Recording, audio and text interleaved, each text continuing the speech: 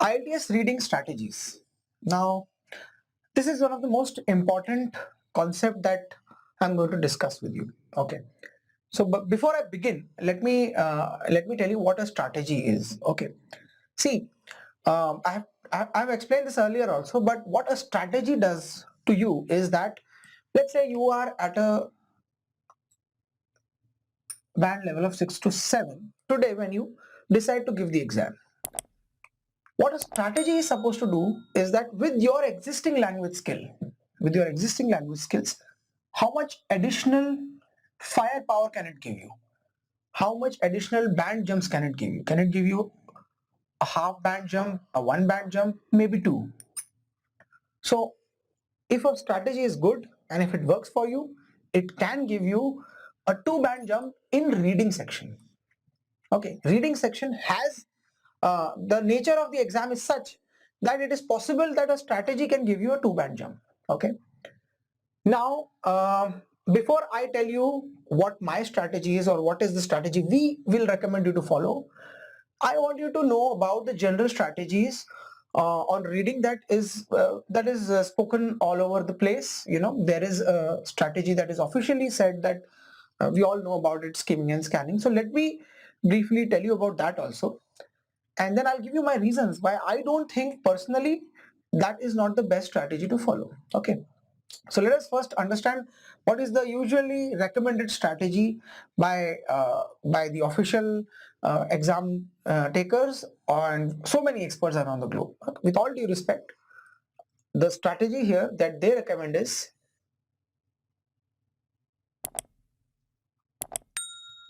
skimming and scanning. Now, what is skimming and scanning? Let's understand here. Usually, this can denote your 1,000-word passage. I'm always taking a 1,000-word passage example because this is the beast you have to tackle more. This is the beast you have to tackle. This is the most time-consuming one. Now, the strategy says that when you see a passage, you should first skim through it. What does skimming means? You should first read it without going too much in depth. So you're basically quickly going through it without truly getting into depth of this passage. Then you must go to the questions. So once you have skimmed it, you go to the questions, then you start scanning. Then you are scanning this.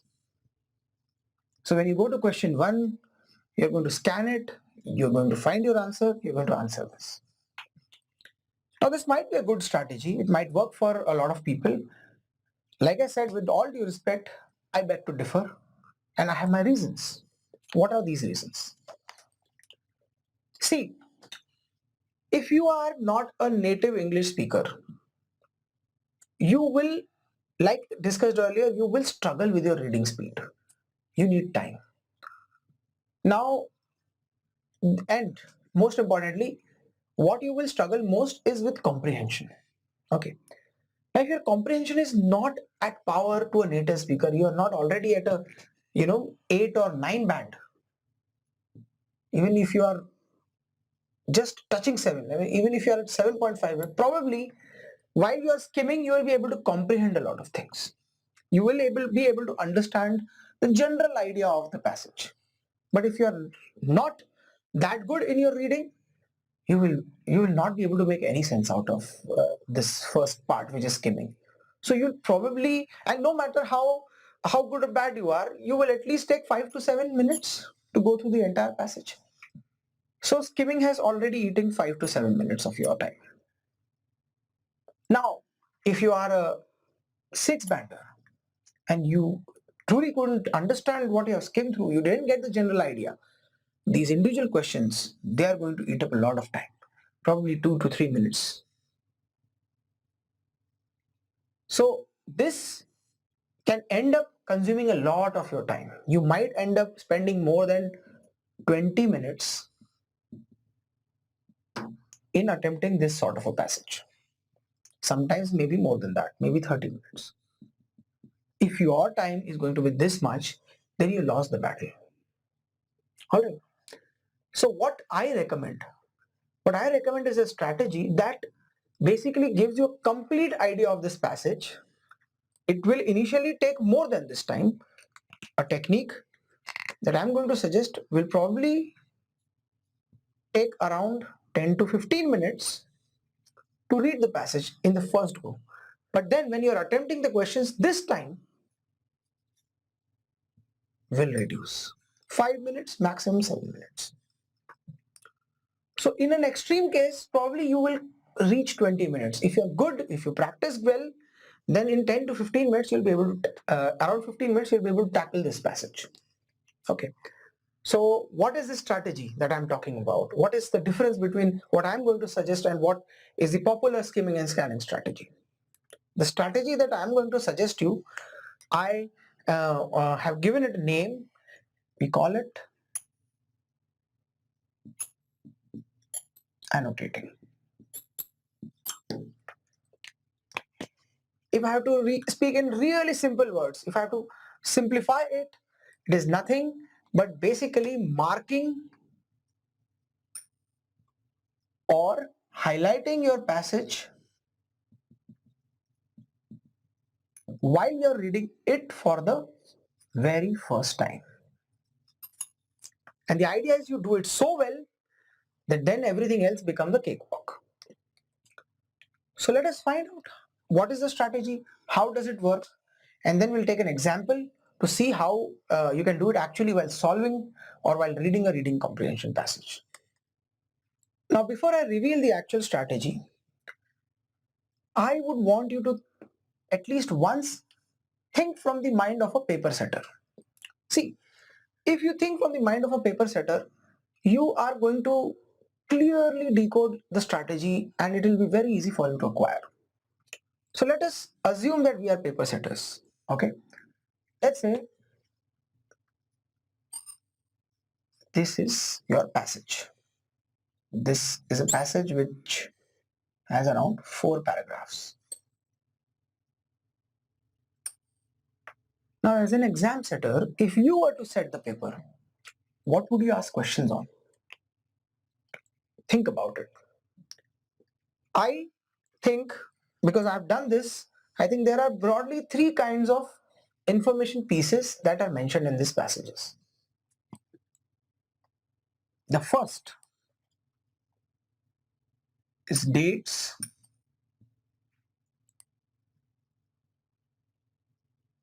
then numbers,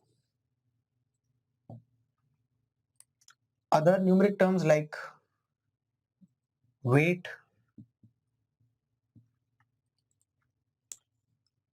sometimes maybe figures.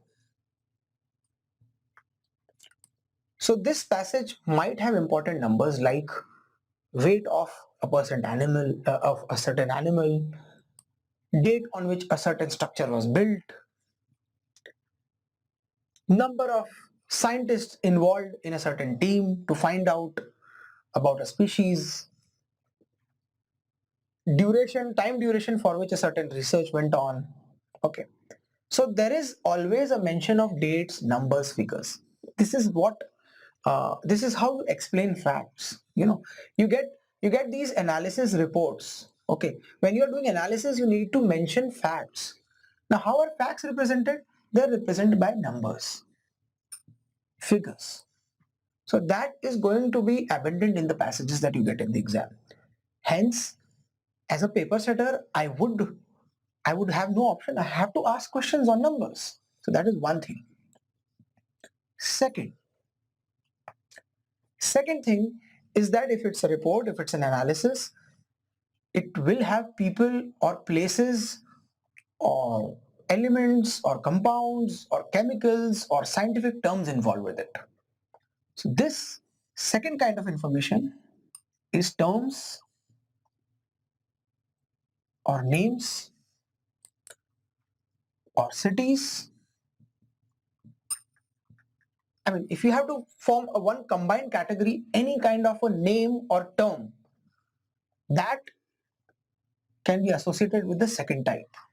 So this is another type of information which is factual, and I would probably want to ask a question on this if I want to test your ability to find facts. Now the exam IELTS official website has clearly stated that the first two sections are basically focusing on your ability to find facts. What are facts? Facts are numbers, facts are terms, facts are people, facts are cities.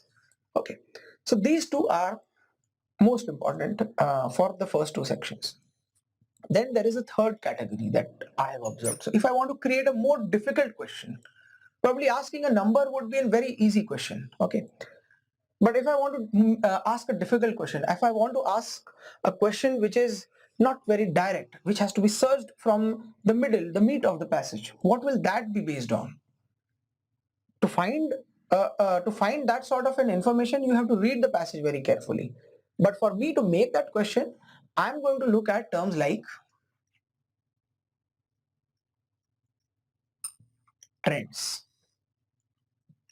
and then causes, reasons. Another important term here would be opinions, conclusions.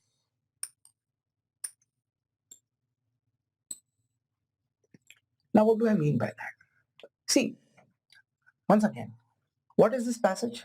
This is a passage which is an analysis, a report, okay, a feature article.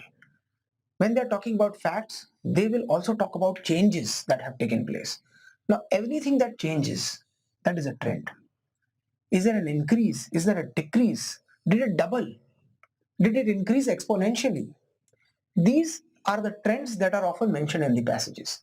Then there are reasons, causes, or opinions mentioned. Okay, what are the causes of a certain population of Africa to shift towards Asia? Now that can be, the cause can be a drought, the cause can be a flood. Okay, but whenever you see a spot, a cause, probably that asks for a very difficult or a slightly more complex questions. So causes, a reasoning, any kind of opinion that the author says, mentions about an opinion, or any kind of a conclusive statement that is made. Okay, so a conclusive statement means that because of years of drought, the entire population decided to leave the mainland of Africa and travel to a smaller island. Or another conclusive statement could be because of development of very good navigation tools, the people from mainland of Africa started taking longer voyages. So what is this? This is a conclusive statement, that this is also a reasoning sort of a statement. So this sort of a statement can, it becomes a material for asking a very interesting and important question. Okay. So let me put it this way, that if you are looking for a difficult, a true false not given, or a section 3 question, you are most likely to be focusing on trends, causes, reasons, opinions, conclusions. You must definitely look for words here like increase, decrease, spike, maximum, minimum, most important, furthermore, the main reason, however, conclusively. So these are the keywords that are written there. Okay, but I don't want you to remember any of these keywords. See, you have to use your basic intelligence here to identify that whenever you read a passage, is there a term, a cause, or a reason mentioned there? Does it sound interesting? So if that is sounding interesting, you must expect a question based on that. That doesn't mean that that question will be asked. Okay. However, this can bring us to a conclusion that if I look at a passage, I can easily divide this passage into these three types of information: dates, numbers, figures, terms, names, cities, um, um, scientific keywords, and then trends, causes, reason, opinion. If if these three information I have, I can create a good paper for IELTS. That is what I know. Now you know as students that this is the foundation, this is the basis of creating the question. So on the basis of this, on the knowledge based on this information, we will now devise a strategy to crack the questions that will be based on this. Let's see how that strategy works. Now our strategy, annotation, is based directly on this analysis. What we recommend is this, that while you are reading this passage for the very first time, and as you are reading it paragraph by paragraph, you must highlight these three different types of information. Okay, how can you do that? So let's say I'm reading a passage here. While reading, if I encounter any kind of a date or number of weight, I'm going to circle it.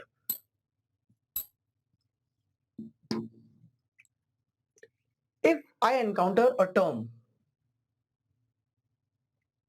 a city, a name, a scientist's name, okay, a chemical, a scientific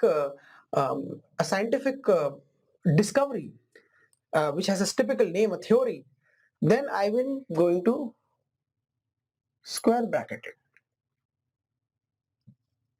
And whenever I come across an important term, an important idea, a concept, a reason, an opinion, I'm going to underline it. So for these three different types of information, I have my three different types of annotations. So what will my paragraphs look like? It will look like this, full of the annotations.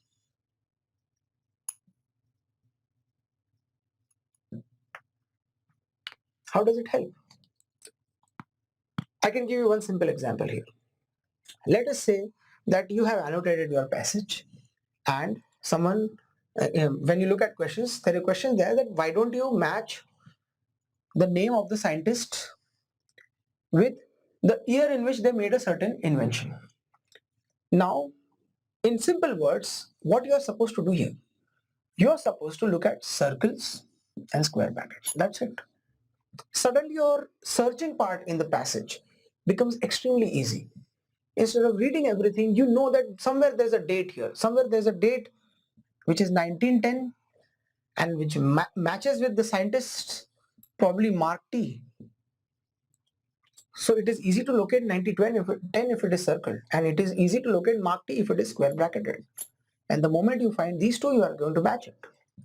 Okay. Another example here would be, sometimes what happens that there are important numbers or there are important figures which are written in words. So it is saying 1 million.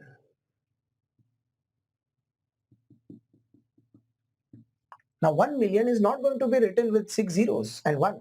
It is going to be written like this in words. And you might have to answer a question that the amount of, or that the population of XYZ species in 1980, when it had dwindled to a really low, was, the answer is 1 million. How will you find it? So again, once again, you look for your circles. Even if it is a word, because it is a number, you have circled it. So this is an amazing strategy. Okay. If you start annotating your passage while reading it, the first two categories here are very easily sorted. Even for third category, when you're reading, when you're underlining important trends, your brain has a tendency to capture it more. You know, there is an alert signal to your brain, and it will probably keep these things, you'll notice them more. So when you are solving a question which expects you to scan through this paragraph with a lot of detailing, these underlinings, they are going to suddenly hit a spike. You know, you'll have a spark. Okay, I read this, I underlined this, this is important, this is exactly the term that is asked in the question, so there is a match, and you are most likely to find the answer. Okay, now it sounds all good when you look at it as a strategy. I've explained you with these diagrams, but the real fun and the real importance of a strategy can only be understood with a real example. So we are going to move on to that. All right, let's take a real passage here. I would like you to read the first paragraph of the passage, first or second paragraph, and then I'm going to annotate that paragraph, and then I'm going to answer a few questions based on that annotation.